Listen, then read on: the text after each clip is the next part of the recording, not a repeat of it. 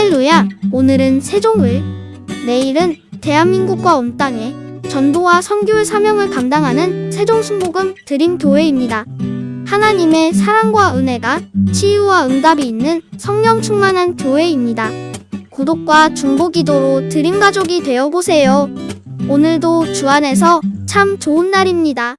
이제 우리 하나님 말씀 로마서 13장 1절부터 공부를 하겠습니다. 1절 다 같이 읽으십시다.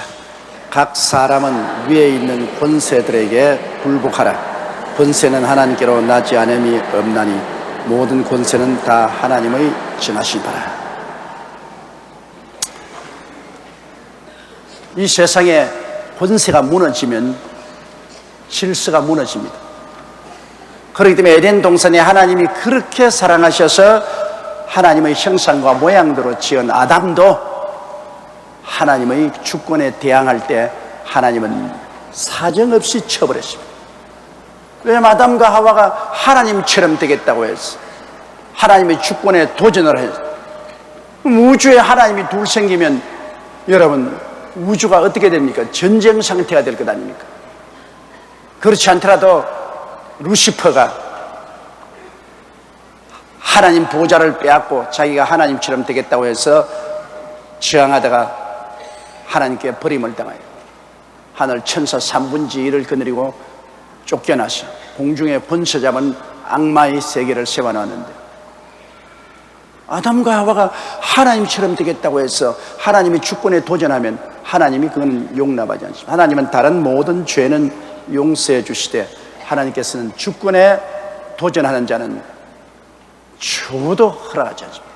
그대로 쳐버립니다. 우리가 하나님의 주권에 도전하는 그런 일은 없어요. 또 우리 현실 사회가 모두 다 권세들에 의해서 조직이 되고 질서가 있고 안정이 되십니다. 가정도 보십시오. 가정에 남편이 가정의 머리로서의 확고한 위치를 갖추고 있지 못하면 가정의 질서가 없어지고 아예 콩가루 집안이 돼요. 자녀들이 마음대로 아버지의 주권에 도전을 하고 어머니의 주권에 도전을 하고 자기 마음대로 행하고 아내는 남편을 도전하고 남편은 아내와 싸우고 이러면 가정 무너지죠. 가정도 아버지께서 정한 주권대로 해야 됩니다. 요사이 아무리 현대 여군이 신장되어 가지고서 남녀 동등권이라고 외치지만 가정에서는 아닙니다. 사회에서는 남녀 동등권이 이루어집니다.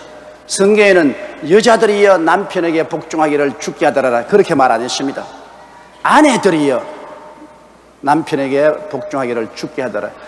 세상에 나와서는 남녀 동등으로 다 실력대로 어깨를 겨누어서 일을 하죠. 여자가 대통령도 되고 수상도 되고 장관도 되고 다 될 수 있어요. 그러나 가정에 들어가면은 가정의 권세는 남편이 머리가 되고 아내가 그 수족이 되는 것입니다. 아내들이여 남편에게 복종하기를 주께 하더라. 이 명령이 어마어마하게 강한 명령입니다. 여기 보세요. 복종이란 말은 순종과 틀립니다. 순종은 하고 싶으면 하고 안 하고 싶으면 안 할 수 있는데 복종은 무조건입니다. 복종은 무조건입니다. 그럼 아내들이 남편에게 복종하는 것을 주님께 복종하는 것과 같이 하라고 했으니 그것은 비교할 수 없는 강력한 명령입니다. 우리 주님께 절대 복종하지 않아요? 주님께 절대 복종합니다. 그러면 주님께 복종하는 그 심정으로 남편에게 복종하라. 요사이 젊은 여성들이 이 말을 들으면 반발할 것입니다. 무엇 때문에 남자라고 해서 우리가 복종할 것이냐? 복종하기 싫거들랑 시집까지 말면 돼요. 여자로 살면은 복종할 필요 없어요. 동등하게 남자와 경쟁하면서 사회 살 수 있죠. 시집 가고 싶거들랑 복종해야 돼. 시집을 가면은 그때는 남편에게 복종하라는 하나님의 명령에 순종해야 됩니다. 이것은 세상이 만들어 놓은 제도가 아닙니다. 하나님이 만들어 놓은 제도입니다. 하나님께서 그렇게 하라고 했기 때문에 하나님의 권세가 두려워서 우리가 그렇게 하는 것입니다. 하나님 명령이니까. 그렇게 하면 그 다음 남편들아 아내 사랑하기를, 그 보통 문제가 아닙니다. 그리스도께서 교회를 사랑하시고 자신을 주심같이 하라. 이건 목숨 내놓고 사랑하라 그 말인 것입니다. 사랑도 여러분, 남편이 뭐 아내 사랑하니까 뭐 조금 위로와 격려의 말이나 해주고 눈깔사탕이나 사다 주고 그러고 나 당신 사랑한다, 이게 아닙니다. 목숨을 바쳐서 책임을 지라. 아내의 일평생을 걸머져라. 왜? 예수님이 오셔서 교회를 책임지시고 교회 성도들을 구원하기 위해서 몸을 찢고 피를 흘려 죽기까지 사랑하셨습니다. 물론 복종하지 않은 성도들은 주님이 구원할 수 없지요. 복종하는 성도들을 위해서는 주님께서 십자가에서 몸을 찢고 피를 흘려 죽기까지 책임을 졌습니다. 오늘날 그러므로 남편들이 아내를 사랑한다고 입술로만 말하지 말고 책임져야 돼요. 아내를 영혼이 잘됨같이 범사에 잘됨에 강건하고 생명을 얻되 넘치게 얻도록 잘 돌보고 이끌어갈 책임을 져야 돼요. 목숨을 바쳐 책임을 져야 돼요. 요새 대개 남편들이 책임을 안 지면서 권세만 활용하려고 하다가 고난에 처합니다. 이럴 정도로 사랑하면은 복종하게 되죠. 복종을 하면 그런 사랑을 해야 되고, 그런 사랑을 하면 또 그런 복종을 해야 됩니다. 그러나 복종을 무조건 하지만은 하나님의 계명에 쫓아서 복종해야 됩니다. 하나님의 계명에 어긋나는 것을 하라고 한 복종할 수 없죠. 내가 그 어느 문헌을 보니까 미국의 어느 건축업을 하는 사람이 건축 현장에서 물건에 맞아서 머리에 상처를 입고 뇌수술을 했어요. 그 뇌수술을 하고 난 다음 사람이 조금 이상해졌어요. 그래서 자기 부인을 보고 절대로 성경에는 너가 나에게 복종하라고 했으니 내게 복종하되 오늘부터 몸을 팔아서 돈을 벌어오너라. 이건 남편의 명령이다. 네가 절대 복종해야 된다. 무지무지하게 호함을 치고 권세를 가지고 명령하기 때문에 그 부인은 남편을 푹 사랑하는 부인이었습니다. 그래서 할 수 없이 남편하고 같이 밤에 길거리로 나갔습니다. 이 부인은 늘 집에서 살림만 했지 세상에 어떤 건 몰라요. 어디 가서 몸을 파는지도 몰라요. 그 남편이 길거리 가서 잘생긴 남자 지나가다가 붙잡고서 유인을 하라. 그래서 남편이 지켜보고 있어. 그래서 부인이 서 있다가 한 남자가 오기에 남자를 붙잡고 여보세요. 잠시만 즐기고 가십시오. 내가 내 몸을 드릴 테니까 잠시만 즐기고 가십시오. 비싸지 않습니다. 그러니까 그 사람이 수갑을 내더니 그냥 철컥 치아버리니까 누구냐? 경찰관을 보고 그렇게 했어. 그러니까 그냥 길거리에서 유괴행위를 한다고 적심에 붙였습니다. 그 부인이 나는 이렇게 과거에 한 적도 없고 할 줄도 모르는데 우리 남편이 지금 병 들어가지고서 저렇게 나라고 음악에 명하고 아내는 남편에게 복종하라고 하니까 내가 그렇게 했다고. 그래 경찰에서 남편을 불러다가 조사를 해보니까 정신이 살짝 간 거라. 그래서 국비로 이 사람을 병원에 입원시켜서 다시 수술을 해가지고서 온전한 사람으로 변화됐습니다. 치료받았어요. 잘못된 일이라도 복종을 했기 때문에 국비로서 치료를 받아가지고서 새 사람이 됐지만 그런 것은 복종할 필요가 없어요.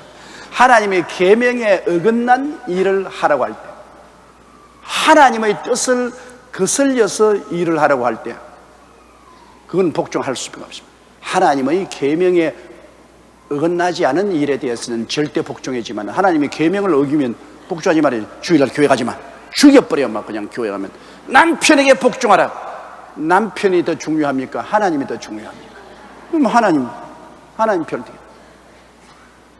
주일날 교회 가지 마라. 하나님을 거역하라는 그 명령은 남편의 명령이 아니라 사탄의 명령이죠. 11조 내지 마라. 성경 읽지 말라, 기도하지 마라, 이런 것은 우리가 복종할 수 없어요. 그러나 그런 것 아닌 일반적인 삶에 있어서 이 주님의 계명에 어긋나지 않은 삶을 살아가는 데 있어서 이 남편은 여러분께서 절대로 복종해야 됩니다. 좀 남편이 성격이 사납고 성도 잘 내고 좀 사람이 그렇게 편안하게 해주지 못한다 할지라도 일단 결혼했으면 복종해야 돼요. 그리고 하나님께서 그를 변화시키기 위해서 기도해야 돼요. 그리고 남편은 아내를 사랑해야 돼요. 사랑해야 돼요. 복종을 하고 난 다음 사랑을 요구할 권한이 있습니다. 그리고 남편은 또 아내를 사랑하지 않으면 복종을 하라고 명령할 그러한 권한도 없죠. 그러니까 이게 참 힘든 일 아닙니까? 완전한 복종하는 것도 힘들고 몸을 바쳐 죽도록 사랑하는 것도 힘들고 힘들어요. 힘들기 때문에 성경에 그렇게 하라고 명령했지, 힘 안 들면 내버려 놓으면 그대로 다 하지 뭐 걱정할 거 뭐가 있어요. 그러므로 아내된 여러분은 남편에게 하나님의 계명에 어긋나지 않은 한도 내에서 복종하고, 또 남편 된 여러분은 아내를 사랑하되 죽기까지 사랑하라. 죽기까지 사랑하는 그런 남편이 되어야 되는 것입니다. 그럼 자식들은 이 권위가, 부모는 권위가 있잖아요. 하나님 준 부모로서 권세 있으니 자녀들아 부모에게 복종하라. 자녀들은 그 집에 있을 동안에는, 집을 떠나서 독립해 나가면 그건 자기 스스로 살지만은 그 집에 있는 이상은 부모에게 복종해야 돼요. 물론 부모가 하나님의 계명에 어긋난 일을 하라고 할 때 복종할 수 없죠. 교회 가지 마라, 주일날 하나님 속이지 마라, 이런 말씀에 계명에 어긋난 일을 시킬 때는 복종할 수 없지만 그 이외의 모든 일에서는 아침에 일찍 일어나라, 집안 잘 정돈하라, 공부하라, 순종하라, 이런 건 다 자기 마음에 안 내키더라도 복종을 해야 돼요. 복종이라는 것은 여러분 마음에 내켜서 하는 것이 아닙니다. 마음에 안 내켜도 그렇게 명령을 하니까 그게 따라가는 것이 복종인 것입니다. 자기가 하고 싶으면 하고 안 하고 싶어 하는 것은 순종이죠. 복종은 그렇지 않습니다. 복종은 정복당한 민족이 정복을 한 사람에게 절대 복종해야 되는 것처럼 그런 복종인 것입니다. 이게 없으면 가정이 질서가 서지 않아요. 남편의 권세도 무너지고 또 아버지 어머니의 권세도 무너지면 가정은 완전히 콩가루 집안이 되는 것입니다. 한 국가도 그렇지 않습니까? 국가는 대통령으로 당선된 이상 권세가 있습니다. 국가의 권세, 다스리는 권세가 있어요. 다스리는 권세를 행하는데 국민들이 그 권세에 복종하지 아니하면 나라가 콩가루 집안이 되죠. 국가가 명하는 명령에 복종해야죠. 국방의 임무로서 우리는 군대에 가야 되고, 세금, 납세의 임무로 세금 내야 되고, 교육의 임무로서 교육받아야 되고, 그 다음에 근로의 임무로서 노동해야 됩니다. 이런 기본적인 국가의 법을 우리가 지켜야 돼요. 국가가 국법을 세워서 사회와 국가의 질서 있게 살아나가도록 하는 데 있어서는 우리가 복종을 해야 되는데, 국가가 만일 하나님의 뜻에 어긋난 일을 하라고 할 때 어떻게 할 것이냐? 우상에 절하라. 일본이 한국을 점령하고 난 다음에 아마테라스 오미가미라는 일본 신에 절하라고 할 때 그게 저항한 우리 많은 주의 종들과 장로들이 감옥에 들어가고 순교를 했습니다. 하나님의 뜻에 반대되는 명령을 하면 이것은 우리가 순종할 수 없습니다. 하나님을 먼저 사랑하고 그 다음 국가를 사랑하는데, 하나님 명령에 어긋나지 않은 이상한 국가에게 복종하지만 하나님 명령에 어긋난 일을 하라고 할 때 그건 저항이에요. 저항이에요. 국가가 성수주의를 하지 못하게 하면, 주일날 교회 와서 예배 드리지 못하게 하면 하나님 뜻에 어긋난 일을 명령하기 때문에 우리는 저항해야 됩니다. 그렇지 않은 이상은 국가가 명령하는 일에 대해서는 권세에 복종해야 되는 것입니다. 교회도 한 가지입니다, 여러분. 교회도 주님께서 당회장에게 다스리는 권세를 주었어요. 교회에 당회장이 있고, 그 다음에 당회가 있고, 그 다음 재직회가 있습니다. 그런데 교회가 당회장의 다스리는 권세에 대해서 저항을 하면 교회가 콩가루 집안이 되고 마는 것입니다. 당회장이 잘났든 못났든 당회장이 하나님의 뜻에 거역하는 일을 하지 않은 이상은 그 교회에 나올 때는 당회장의 지시에 따라야 돼요. 그게 하나님의 명령입니다. 권세는 위에서 나지 아니함이 없습니다. 하나님이 주신 권세입니다. 남편의 권세도 하나님이 주고 부모의 권세도 하나님이 주십니다. 교회는 당회장의 권세는 하나님이 주셨고 한 나라의 대통령이나 수상의 권세도 하나님이 주신 것입니다. 각 사람은 위에 있는 권세들에게 굴복하라. 이 굴복이란 말이 어마어마한 강한 말이 아닙니까? 아예 굴복이라는 것은 완전히 무릎을 꿇고 항복하고 따라가라는 것입니다. 각 사람은 위에 있는 권세들에게 굴복하라. 권세는 하나님께로서 나지 아니함이 없나니 모든 권세는 다 하나님의 정하신 바라. 권세는 다 하나님께로, 좋은 권세뿐 아니라 악한 권세도 하나님이 악한 때에 적당하기 위해서 세웠다. 우리 사람들이 어떻게 하나님의 뜻을 다 알겠습니까? 하나님은 선한 자를 통해서도 역사하시고 악한 자를 통해서도 역사하여 주셔서 하나님의 영원하신 계획과 뜻을 이루십니다. 하나님의 역사는 앞으로 진행해 나가는 역사입니다. 하나님의 역사는 아담 하와 때 타락한 때로부터 시작해서 다시 그리스도를 통해서 복구해서 새하늘과 새 땅과 새 예루살렘에 들어가게 하는 그것으로 역사를 종결짓도록 하나님이 정해놓았습니다. 그 하나님의 정하신 역사의 이 밧줄에 우리 사람들은 빙글빙글 낯선 형을 지으면서 따라갑니다. 순종을 많이 하다가 많이 떨어져 나갔다가 또 순종하게 돌아왔다가 또 떨어져 나갔다가 하더라도 하나님의 그 정해놓은 역사적인 밧줄을 영원히 떠나지는 못합니다. 하나님의 계획대로 우리는 나아가는 것입니다. 로마는 유대인에 대해서는 악의 나라입니다. 그런데 그때 예수 그리스도께서 메시아로 와서 매일같이 데모해서 물러가라 로마여, 물러가라 로마여, 주님이 데모를 해서 메리팅이고 예수님이 감옥에 들어가시고 그렇게 했나요? 아닙니다. 로마의 법이 하나님의 믿는 것을 대적하지 않은 이상은 주님은 로마의 법을 다 지켰습니다. 그리고 예수님은 열심히 복음을 전가하여 죄인을 용서하고 병을 고치고 귀신을 쫓아내고 배고픈 자 먹이고 그리고 영생을 주는 천국의 사역을 주님께서 했습니다. 세상 정치에 주님 관여하지 아니하시고 천국 사역에 주님 전쟁을 끼우셨습니다. 나중에 로마의 법이 정한 대로 예수님은 정죄받아서 십자가에 못 박혀 죽었는데 주님이 하나님의 아들인데 12형 되는 천사를 동원해서 빌라도도 뭐 한 칼에 베어버리고 대제사장도 주님이 한 칼에 베어버릴 수 있습니다. 하늘과 땅을 가진 권세 있는 주님이 왜 로마의 법에 복종해서 그 부정 잘못된 법으로서 예수 그리스도를 정죄하여 십자가에 못 박여 죽일 때도 주님은 그 법에 순종하는 것입니다. 법을 거역하지 않으셨습니다. 그러므로 여러분, 악한 자도 악한 날에 적당히 했다는 하나님 말씀대로 하나님은 선한 사람을 통해서 선한 지도자를 통해서 선한 역사도 행하시고 악한 지도자도 하나님의 계획과 뜻을 이루기 위해서 주님이 세우셔서 그를 사용하여 하나님의 뜻을 이루는 도구로 사용하시는 것입니다. 이 하나님의 절대 주권은 우리가 이해할 수가 없습니다. 하나님은 여러분 이 우주에서 절대 주권을 가지시고 하나님의 그 주권에 저항하는 자는 존재할 수 없죠. 하나님의 허락 없이는 아무것도 이루어지지 않습니다. 이렇기 때문에 세상에 있는 모든 권세는 다 하나님의 정하신 바인 것입니다.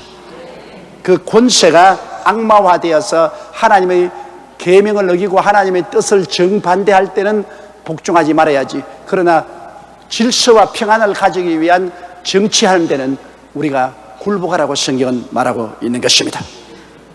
2절요. 그러므로 번세를 거스리는 자는 하나님의 명을 거스림이니 거스리는 자들은 심판을 자취하리라. 야, 이거 굉장히 무서운 말입니다. 권세를 거스리는 자는 하나님의 명을 거스립니다. 왜? 하나님이 권세를 세웠기 때문에. 하나님이 세워놓은 권세를 통해서 질서가 쓰기 때문에 하나님의 권세를 거스리면 하나님을 거스리는 것이 되는 것입니다.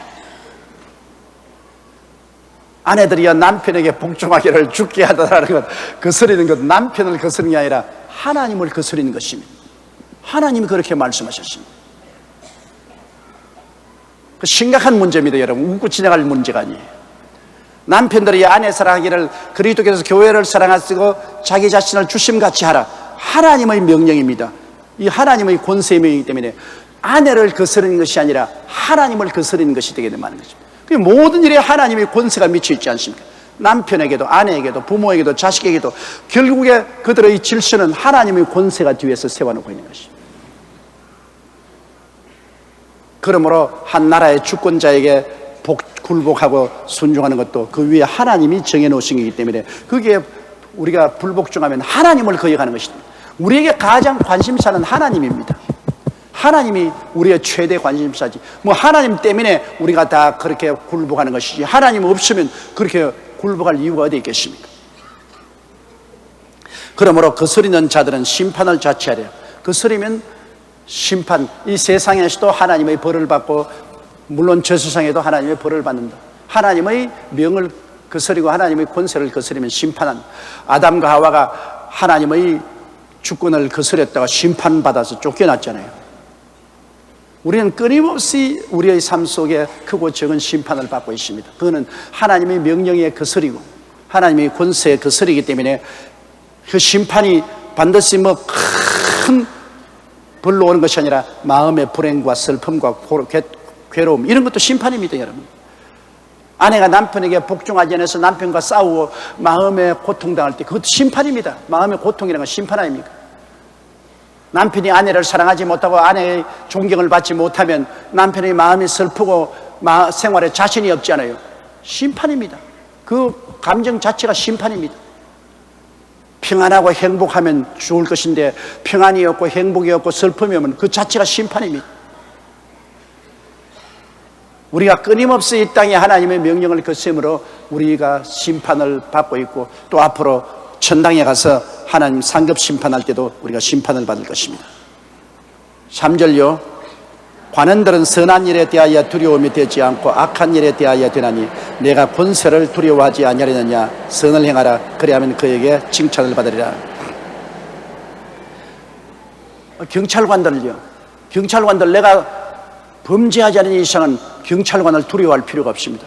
경찰은 우리 국민의 안녕과 복지를 위해서 정부에서 월급을 받고 보낸 분인데, 우리가 도적질 안 하는데 경찰관 두려워할 것입니까? 살인 안 하는데, 가늠 안 하는데, 사기 안 쳤는데 경찰관이 온다고 해서 우리가 두려워할 것 없죠. 우리가 범죄하고 도둑질 했으면 경찰관이 오면 두려워하죠. 사기 쳤어도 경찰관이 오면 간이 털컥 내려앉죠. 살인했으면 여러분 숨어 댕겨야죠. 신창원 같은 사람 기기묘묘하게 숨어 댕겼지만은 숨어 댕기는 동안에 얼마나 괴로웠습니까? 산과 들에서 자기도 하고 여관과 나무 집에서 자기도 하고 변장하라고 댕기면서 온갖 고통을 당해요. 그건 왜냐? 범죄했기 때문에 경찰을 보면 두려워합니다. 경찰이 두려움이 돼서. 여러분, 오늘 이 시간에 경찰이 여기 온다고 해서 눈 하나 깜짝할 사람 누가 있어요? 우리 범죄하지 않기 때문에 경찰관이 여기 오더라도 겁나지 않아요. 여러분이 교통법규를 지키고 운전하는 이상은 두려워할 것 없지요. 뺑소니 치니까 두렵지. 교통법규를 어기고 빨간불이 켜는데도 그냥 지나가고, 그래서 차선을 넘어서 가고 갓길로도 막 달리고, 그렇게 할 때 뒤에 경찰차가 왜 하고 오면 간이 덜컥 내라고, 아이고 잡혔구나. 그렇지 않은데 경찰관이 아무리 웽 하고 와도 잘 가시오 웽 하고 나온 상관이 없으니까. 법을 어길 때 두려움이 오지, 여러분. 법을 어기지 않은데 두려움이 오지 않습니다. 그러므로 관원들이 것은 정부에서 세워놓은 관리들이니까 관원들은 선한 일에 대하여 두려움이 되지. 우리가 선하고 착하게 사는 이상 그들이 우리에게 협박이 되지 않는다. 우리가 악하게 살면은 두려움이 된다. 내가 그들의 권세를 두려워하지 아니하거든 선을 행하라. 그리하면 그에게 칭찬을 받는다. 선을 행하는 사람은 칭찬을 받고 표창을 받지만 악을 행하면 정부 권세가 심판을 하기 때문에 두려워해야 될 것입니다. 4절요. 그는 하나님의 사자가 되어 내게 선을 이루는 자니라. 그러나 내가 악을 행하거든 두려워하라. 그가 공연히 칼을 가지지 아니하였더니 곧 하나님의 사자가 되어 악을 행하는 자에게 진노하심을 위하여 보응하는 자라. 여기 한 걸음 나가서 국가의 관원을 하나님의 사자라고 말했습니다. 이거 정말 하나님께서 엄하게 말씀하는 것은 이 권세가 하나님께로부터 났다는 것을 증명하기 위해서 평범한 우리 여기 있는 교통순경이나 일반 순찰하는 경찰관도 하나님의 사자라고 말합니다. 그 사람이 예수도 안 믿는데요. 그래도 이 나라에 권세를 주어서 법과 질서를 지키는 것이 하나님의 뜻이기 때문에 이 사람들이 지금 하나님 모르고도 행하지만은 그들이 하나님의 사자로서 행한다는 것입니다. 하나님의 사자가 되어서 선을 이루고 악을 행하지 못하게 한다. 요 차이는 경찰관들이 칼 안 차고 다니잖아요. 옛날에 우리 어릴 때는 순사, 그때는 순사라고 그랬어요. 순사가 칼 탁 차고서 차닥 그러면 어릴 때 우리가 울기만 하는 어머니가 순사 온다 순사 하면 딱 다물어요. 순사가 어찌나 겁이 나는지 순사 온다 하면 다 겁. 옛날에는 그 칼이 권세를 의미하는 건 칼 빼서 이렇게 흔들지 않아요. 그냥 차고 당겨요. 차고 당기는 것은 악을 행하면 심판을 받는다. 그래서 이 경찰관은 심판을 베푸는 국가의 권세를 대표한다. 그 말인 것입니다. 이 높은 장군이 권총 차고 있지만 그거 다 쇼예요. 권총, 장군이 권총 빼서 쏘고 하면은 전쟁에 져요.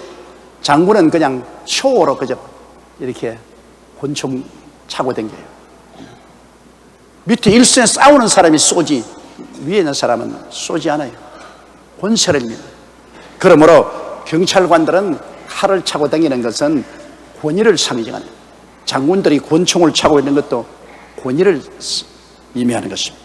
이래서 선을 행하는 자에게는 겁이 안 나지만 악을 행하는 자는 그것이 겁이 납니다. 그들이 하나님의 사자입니다. 예수 안 믿는 사람인데도 불구하고 법을 집행하는 사람은 하나님의 사자로서 와 있다고 그랬습니다. 그건 왜냐? 하나님이 권세를 주어서 나라를 세우고 제도와 조직을 만들어서 안녕과 질서를 가져오게 했기 때문에 그것을 지키는 것은 하나님의 사자라고 그랬습니다. 정말 어떤 때는 우리로서는 이해할 수가 없지만은 그러나 성경이 그렇게 말하고 있습니다.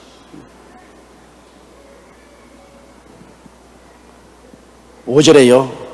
그러므로 굴복하지 아니할 수 없으니 노를 인하여만 할 것이 아니요 또한 양심을 인하여 할 것이라. 하나님의 권세를 세워서 하나님의 사자들을 법을 집행하는 관원들을 보내가 법을 집행하기 때문에 굴복을 우리가 꼭 해야 되겠지만은 그뿐 아니라 양심을 따라서라. 죄를 지으면 양심의 가책이 오잖아요. 죄를 짓지 아니하면 양심의 가책이 없이 편안할 것입니다. 꼭 법 때문에만 굴복할 것이 아니라 자기 양심을 위해서도 굴복을 하라는 것입니다. 6절요. 너희가 공세를 바치는 것도 이를 인함이라. 저희가 하나님의 일꾼이 되어 바로 이 일에 항상 힘쓴 자라. 공세는 요사이 말하는 국세와 같습니다. 우리가 세금 내잖아요. 우리가 원천 징수를 하고 사업소득세를 내고 여러 가지 세금을 내는 것은 국가가 세금을 받아야 그 돈 가지고서 관리들에게 월급을 주고 국법을 준행할 수 있도록 해줘야 되지 않겠습니까? 이 세금이 없으면 국가가 가난해지고 국가가 가난해지면 국민을 위해서 필요한 모든 일을 할 수 없지요. 고속도로를 닦고 공원을 세우고 전화시설을 하고 전기시설을 하고 이런 국민의 살아갈 수 있는 공공시설, 이 모든 것은 국민의 세금을 가지고 하는 겁니다. 그렇기 때문에 성경에는 공세를 바치는 것도 이를 인함이라. 저희가 하나님의 일에 일꾼이 되어 바로 이 일에 항상 힘쓴다 했습니다. 나라를 다스리는 일이 하나님의 일이라고 그랬습니다. 7절요. 모든 자에게 줄 것을 주되 공세를 받을 자에게 공세를 바치고 국세를 받을 자에게 국세를 바치고 두려워할 자를 두려워하며 존경할 자를 존경하라. 우리가 이 세상에 한 국가의 국민으로 살 때 우리가 국세나 시세나 세금을 바쳐야 될 것은 세금을 바치고 그걸 회피하지 말은 것입니다. 줄 것은 줄고 공세를 받을 자에게는 국세를 바칠 자에게는 국세를 바치고 하나님이 주신 권세 있는 우리 다스리는 사람을 두려워하고 존경할 때는 존경하고 그래서 질서를 지키고 살아가는 것입니다. 요 사회는 그런 거 없지 않아요. 자식들이 부모도 존경하지 않냐고. 뭐 선생들은 말이야 좀 꾸짖으면 당장 핸드폰을 가지고 경찰에 고소해서 이 선생 잡아가라고 그냥 고발하고. 요새 선생들이 존경을 안 받기 때문에 많은 선생들이 교직을 떠납니다. 월급도 박봉이지만 선생으로서 가르치는 것은 선생으로서의 자부심이 있기 때문에 가르칩니다. 근데 선생을 뭐 선생으로 얘기나요? 막 먹고 달라들고 협박하고 그리고 그냥 월급쟁이로 알지 선생으로 존경하지 않기 때문에 선생에 대한 직급을 가지려고 하지 않습니다. 존경이 사라져서 사회적으로. 이러므로 성경에는 존경할 자를 존경하고 두려워할 자를 두려워하라. 이런 질서가 서지 아니하면 나라가 망합니다. 흐트러져요. 가정에서 먼저 아버지와 어머니 또 자식들 사이에 질서가 서야 돼요. 어머니가 한 5억 재산이 있는데 맏아들이 어머니를 모시지 않으려고 그래서 둘째 아들이 좀 착하게 구니까 아들에게 5억 재산을 줬는데 돈 딱 받자마자 어머니를 내가 쫓아버렸어. 그러니 뭐 살아갈 길이 없으니까 법에 호소해서 고소했는데 정부에서 우리 재판부에서 뭐라 하냐면 그 재산을 아들에게 줄 때는 반드시 그 반대급부로 어머니를 공양하라는 의미가 붙었는데 공양을 못하니까 그 재산은 어머니에게 도로 돌려주라 판결해서 내가 박수를 쳤어요. 잘했다.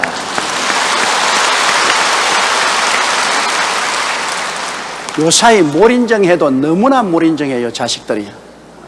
나도 부모 모시고 있는 사람이지만은 아무리 그래도 자기 낳아주고 길러주고 키워줬는데 부모가 늙었다고 해가지고서 그래 재산이나 빼앗아 먹고 발로 차버린다. 이래서 양로원에 아니면 뭐 시수용소에 가서 여생을 보내게 한다. 이게 너무나 비참합니다. 그렇기 때문에 내가 여러분께 부탁하고 싶은 것은 여러분 재산이 있으면 절대로 죽을 때까지 상속 주면 안 돼요. 나 거듭거듭 말을 합니다. 여러분 세상 뜰 때까지 재산 잡고 있어야 돼요. 재산을 잡고 있어야 자손들이 나중에 그거 받으려고 며느리다 하하하 웃으면서 자주 찾아오고 대접받지. 여러분 다 재산 줘버리고 이제 빨아먹을 꿀이 없으면 이거는 개밥의 도토리요. 쓰레기입니다. 옛날하고 달라요. 옛날에는 자식이 부모를 공경하는 것은 의무로 생각했는데 이제는 자식이 부모를 공경하는 것은 유일하게 재산 상속받기 위한 목적으로 공경하는 겁니다. 안 그런 자손들도 있지만은 너무나 대다수가 그렇죠.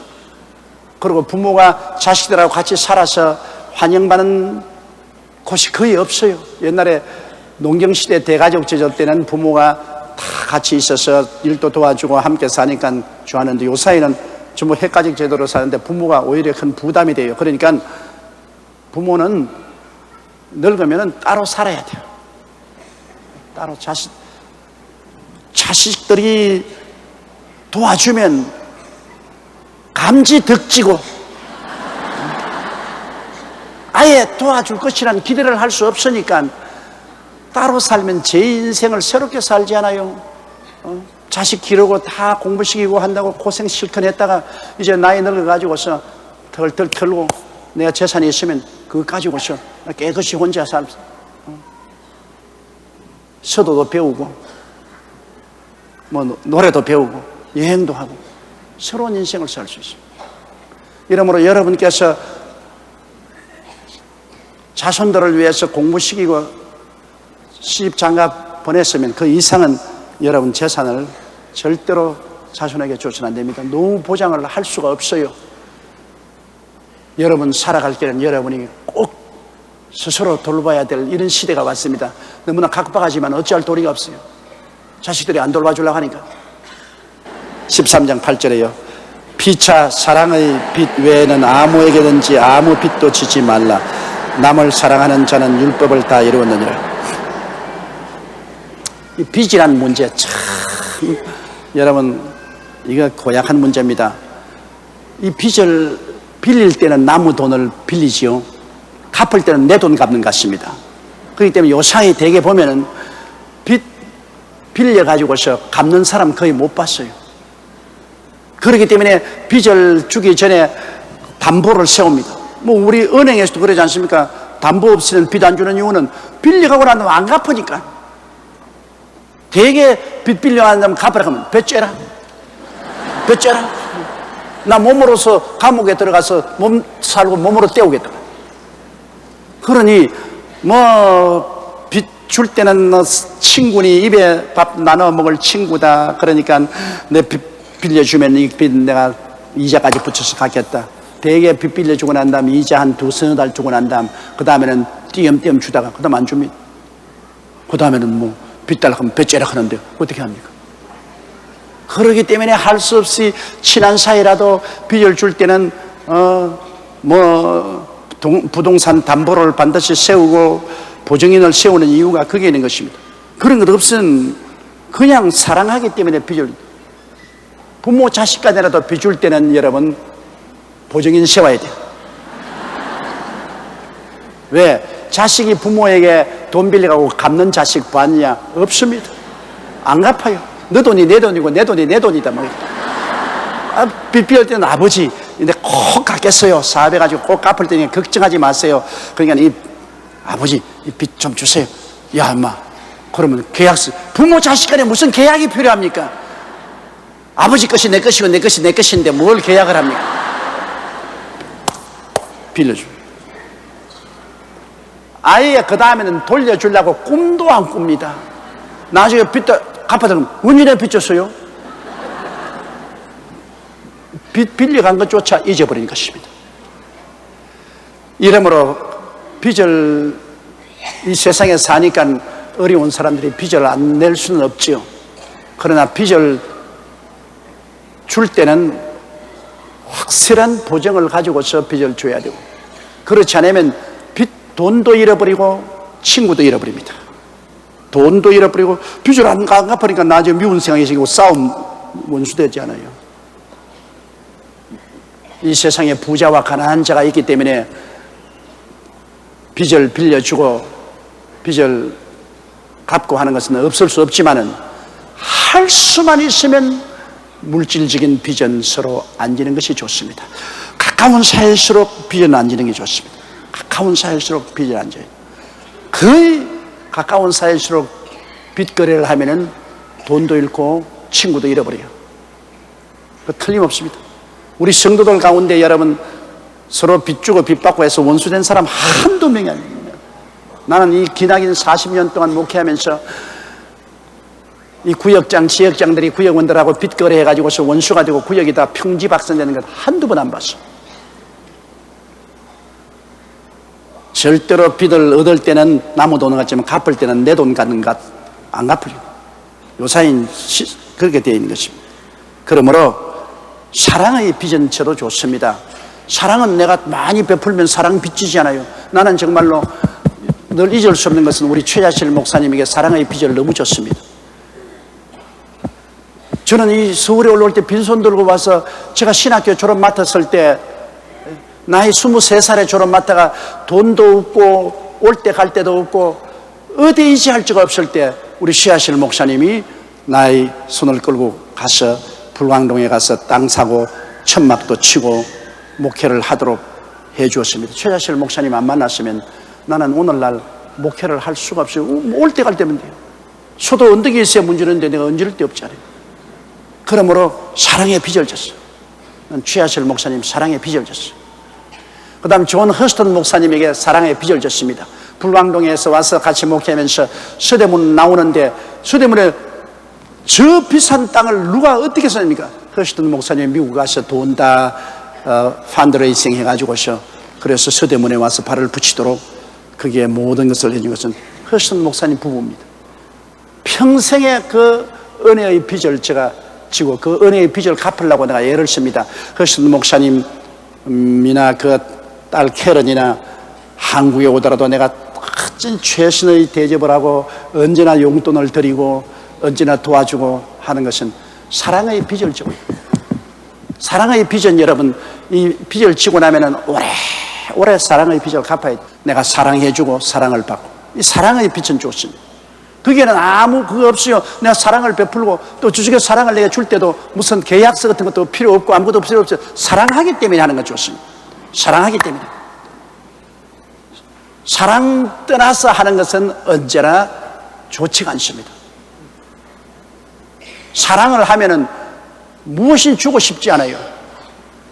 사랑을 안 하는데 뭘 주고 싶지 않습니다. 사랑하면 주고 싶어요. 무엇인지 말 한마디로 따뜻하게 하시고 무엇인지 자꾸 주고 싶은 생각이 자꾸 나요. 도와주고 싶고. 그런데 저도 많은 사람을 사랑했고 또 많은 사람에게 사랑을 받고 그래서 사는 것이 재미가 있어요. 사랑을 주고받기 때문에. 그러나 사랑을 한껏 주었는데도 불구하고 원수로 갚는 사람도 많아요. 그럴 때는 괘씸하지요. 사랑을 원수로 갚으면 자기 발 앞에 원수가 떠나지 않습니다. 자기에게 불행해요. 자기가 받은 사랑을 원수로 갚으면 자기에게 원수가 떠나지 않아요. 그래서 피차 사랑의 빚 외에는 아무 빚도 지지 말라고 성경 말했습니다. 빚 안 지는 게 좋습니다. 빚 지지 말라 그랬어요. 우리 성도들 괜히 빚 줘놓고 난 다음 나중에 목사님 빚 받게 해달라고 내게 자꾸 편지하는데 나 땅 팔러 그랬어요. 빚은 자기가 줘놓고 받기는 날 보고 받아달라고 하니까 정말 땅 팔러 그러 다닙니까 여러분? 그러니까 그렇게 하지 말고 아예 나중에 빚을 주려거든 먼저 나보고 물어보고 주세요. 그럼 내가 요 성경 내가 딱 기록해 줄 테니까. 피차 사랑의 빚 외에는 아무에게든지 아무 빚도 지지 말라고 성경은 빚 지지 말라 그랬습니다. 빚 주지도 말고 빚 받지도 말고. 남을 사랑하는 자는 율법을 다 이루었느니라. 사랑하면 율법을 다 이루죠. 하나님의 율법이라는 것은 전부 다 하지 말라 하지 말라 하지 말라는 겁니다. 살인하지 마라. 사랑하는데 왜 살인해요? 간음하지 마라. 사랑하는데 왜 자기 부인을 사랑하는데 왜 다른 데 가서 간음해요? 도둑질하지 말라. 내가 사랑을 하는데 그 물건을 왜 빼앗아 와요? 내 이웃을 거짓증하지 마라. 그 이웃을 사랑하는데 이웃을 모함하고 거짓증하겠습니까? 이웃을 탐하지 마라. 이웃을 사랑하는데 이웃이 잘 되는 것 모함하겠습니까? 사랑을 하게 되면 여러분 허다한 허물을 덮고 사랑을 하게 되면 보다 사랑하는 상대가 잘 되게 하려고 하기 때문에 사랑은 율법을 완성하는 겁니다. 사랑만큼 좋은 것이 없습니다. 사람 보고 하지 마라 하지 마라 하지 마라 하지 마라 하면 자꾸 눈치 보고 해요. 하지 마라 하면 더 해요. 나 사랑하면은 하지 마라고 할 필요가 없어요. 자기 마음의 원에서 마음의 소원에서 사랑하는 상대의 유익을 위해서 일하기 때문에 상대에게 손해될 일을 안 시켜요. 마음에 우러나야 돼요. 무슨 일을 하는지 마음에 우러나야 되지 억지로 시켜서 하는 일은 얼마 못 가서 낭패지. 마음에 우러나서 하는 것은 이것은 죽을 똥 살 똥 모르고 해요. 그러나 위에서 시켜서 억지로 하는 것은 눈치만 보고 될 수 있으면 안 하려고 그래요. 우리 복음 증거도 그렇잖아요. 성령이 오셔서 성령의 뜨거운 사랑이 역사하면 새 리더들이 그냥 나가서 죽도록 복음을 전해요. 왜? 마음에 하나님의 사랑이 강권하기 때문에 우러나서 사는 건 좋은데 성령 충만하지 않은 새 리더를 갖다 놓고 자꾸 위해서 전도하시오 나홀로 구역장 되지 말고 전도하시오도 안 합니다. 왜? 마음에 우러나지 않기 때문에. 사람이 마음에서 스스로 우러난다는 것 굉장히 좋은 일입니다. 이러므로 복음 전거도 마음에서 우러나게 성령 충만하고 말씀 충만하면 마음에 하나님에 대한 사랑과 영혼에 대한 사랑이 우러나면 하지 말아도 하는 것입니다. 마음에 사랑을 하면 사랑이 마음에 우러나면 율법을 다 지켜요. 지키라고 안 해도 지켜요. 왜? 상대방을 사랑하는데 왜 상대방을 해롭게 하겠어요? 마음에 사랑이 우러나야 되죠. 그렇기 때문에 사랑은 모든 율법이 완성이 됩니다. 우리가 예수 그리스도를 믿고 그 십자가의 은혜를 깊이 생각하고 성령을 충만히 받아 하나님에 대한 사랑이 마음에 뜨겁게 우러나는 여러분 되시기를 주의 이름으로 축원합니다.